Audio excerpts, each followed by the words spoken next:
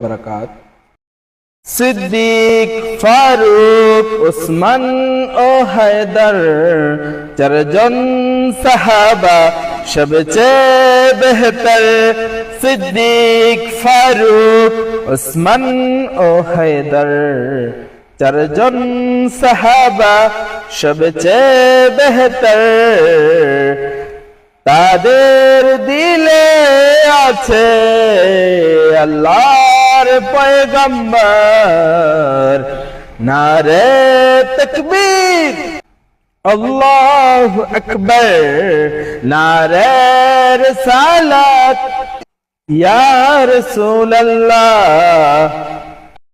সিদ্দীক ফারুক উসমান ও হায়দার চারজন সাহাবা সবচেয়ে বেহতর। তাদের দিলে আছে আল্লাহর পয়গম্বর। নারে তাকবীর আল্লাহু আকবার, নারে রিসালাত ইয়া রাসূলুল্লাহ। লাগলে লাগুক তীর তলোয়ারের আঘাত, তারপরেও থাকবে নবীজির রিসালাত। লাগলে লাগুক তীর তলোয়ারের আঘাত, তারপরেও থাকবে নবীজির রিসালাত। লড়বো মরবো বলবো জীবনভর। নারে তাকবীর আল্লাহু আকবার, নারে রিসালাত ইয়া রাসূলুল্লাহ। আসসালামু আলাইকুম ওয়া রাহমাতুল্লাহি ওয়া বারাকাতুহু। যারা শুনছেন দেখছেন বিদেশ থেকে অর্থাৎ প্রবাস থেকে, মানে দূরে থেকে যারা শুনছেন, কাছ থেকে শুনছেন, সবাইকে ভালোবেসে আমি গুনাহগার আপনাদেরকে সালাম দিচ্ছি। সবাই সালামের জবাব দিবেন।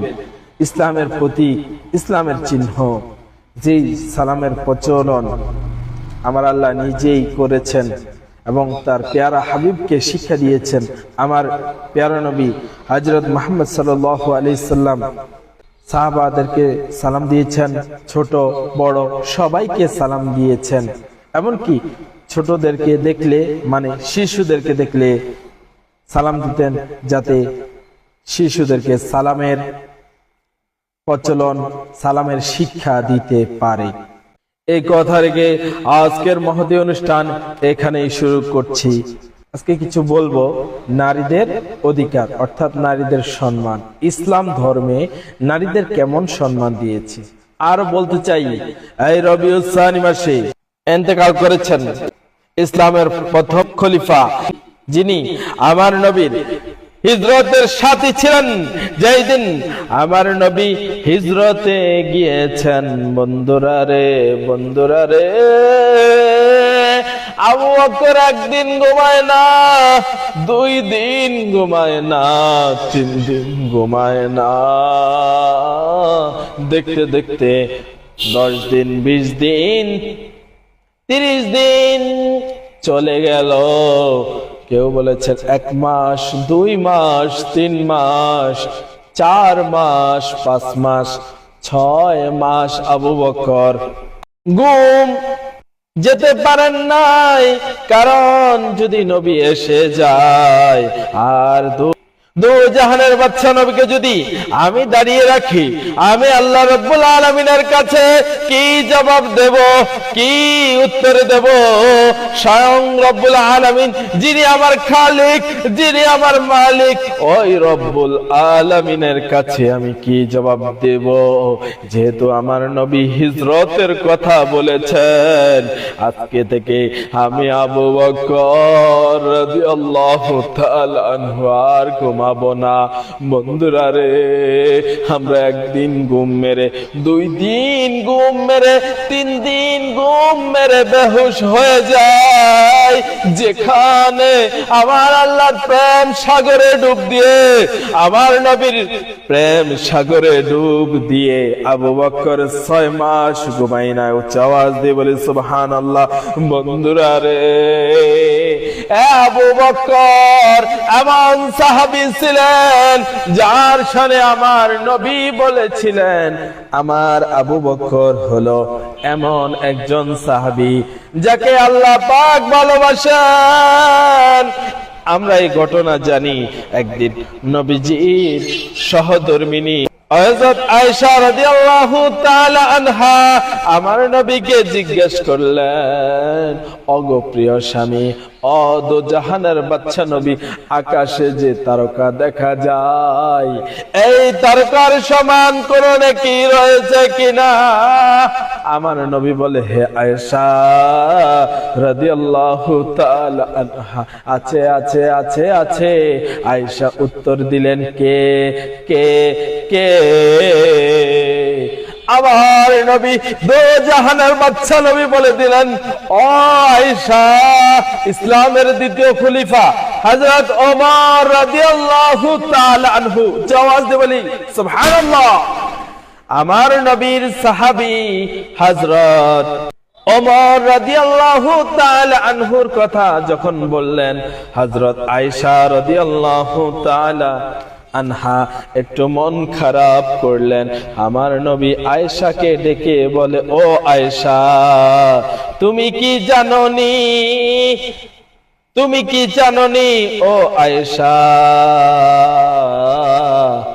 আকাশে যত বেশি যতগুলা তারকা রয়েছে, সব তারকার সমান নাকি হযরত ওমর রাদিয়াল্লাহু তাআলা আনহুর রয়েছে। নবী বললেন, ও আয়েশা, তোমার কি হয়েছে, কেন মন খারাপ করেছো? আয়েশা রাদিয়াল্লাহু তাআলা আনহা তিনি নবীকে বললেন, আমি মনে মনে ভেবেছিলাম হয়তো আমার বাবা হযরত আবু বকর রাদিয়াল্লাহু তাআলা আনহুর কথা বললেন।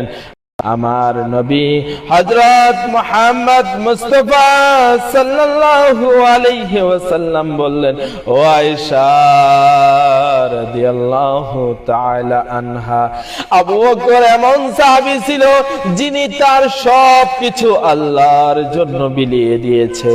আমি একদিন আয়েশাকে জিজ্ঞাসা করেছিলাম, আমার নবী আয়েশার বাবা হযরত আবু বকর কে জিজ্ঞাসা করেছিল, ও আবু বকর, তুমি কি নিয়ে এসেছো আর ঘরে কি রেখে এসেছো? আয়েশার বাবা হযরত আবু বকর রাদিয়াল্লাহু তাআলা আনহু বলেন, ওগো মায়ার নবী, ও দয়ার নবী, আমি আল্লাহর জন্য আর আপনি হাবিবের জন্য আমার ধন সম্পদ সব কিছু কুরবান করে দিয়েছি। বলুন সুবহানাল্লাহ। এই ওয়াজ অনেকেই জানেন, আমি একটু স্মরণ করিয়ে দিচ্ছি, কারণ এই মাসে হযরত আবু বকর রাদিয়াল্লাহু তাআলা আনহু জমাদিউস সানি, এই মাসে আবু বকর রাদিয়াল্লাহু তাআলা দুনিয়া থেকে ইন্তেকাল করে, অর্থাৎ স্থানান্তর করে আলেমে বরসখে আল্লাহর দিদারে চলে গিয়েছেন। চাওয়াজ দিয়ে বলি সুবহানাল্লাহ। আর বলি, যেহেতু আবু বকর স্থানান্তর করেছেন, ইন্না লিল্লাহি ওয়া ইন্না ইলাইহি রাজিউন, অর্থাৎ আমরা সবাই আল্লাহর জন্য এবং তার দিকে ফিরে যেতে হবে। বন্ধু, তুমি বাড়ি নিয়ে ব্যস্ত আছো, তুমি সন্তান নিয়ে ব্যস্ত আছো, তুমি বিবি নিয়ে ব্যস্ত আছো, তুমি তোমার মাকে নিয়ে ব্যস্ত আছো, তুমি তোমার বাবাকে নিয়ে ব্যস্ত আছো রে। বাজার করতেছো কিন্তু নামাজ পড়তেছো না, খাবার খাচ্ছ কিন্তু দৈনিক 5 ওয়াক্ত নামাজ পড়তেছো না। বন্ধুরা রে, আজরাইল যদি চলে আসে 1 সেকেন্ড ও দেরি করবে না, তোমার প্রাণ পাখি নিয়ে যাবে। বলুন সুবহানাল্লাহ। বন্ধুরা রে, যখন আবু বকর বলেছেন আমি সবকিছু নিয়ে এসেছি, এই কথা বোঝানোর জন্য হযরত আবু বকর তার ঘর মোবারক থেকে, অর্থাৎ চুলা মোবারকের ভিতরে লাকড়ি মোবারক দিয়ে যখন হযরত আবু বকর রান্না করেছিল, বিবিকে বলে ওই ঘরে রান্না করা লাকড়ির ছাই নিয়ে আমার নবীর কদমে কোরবান দিয়ে দিয়েছে। বলুন সুবহানাল্লাহ, বলুন সুবহানাল্লাহ, উচ্চ আওয়াজ দিয়ে বলে আলহামদুলিল্লাহ। বন্ধুরা রে, আমার নবী বলে ও আয়েশা রাদিয়াল্লাহু তাআলা আনহা, তুমি মন খারাপ করো না। তামাম পৃথিবীর মানুষের আমলনামা, মানে সৃষ্টির শুরু থেকে শেষ পর্যন্ত যত মানুষ অর্থাৎ নর নারী দুনিয়াতে আসবে রে, সব মানুষের নেকি যদি এক পাল্লায় রাখা হয়, আমি নবীর সাথে হিজরতের রাতে জাবালে সুর অর্থাৎ গারে সুরে এক রাতের ইবাদত যদি এক পাল্লায় রাখা হয়, আমার আল্লাহ এত নেকি দিয়ে দিয়েছেন যাতে আল্লাহ রাব্বুল আলামিনের দেওয়া ক্ষমতায় আবু বকরের পাল্লাটাই ভারী হয়ে যাবে। ও আওয়াজ দিয়ে বলি আলহামদুলিল্লাহ।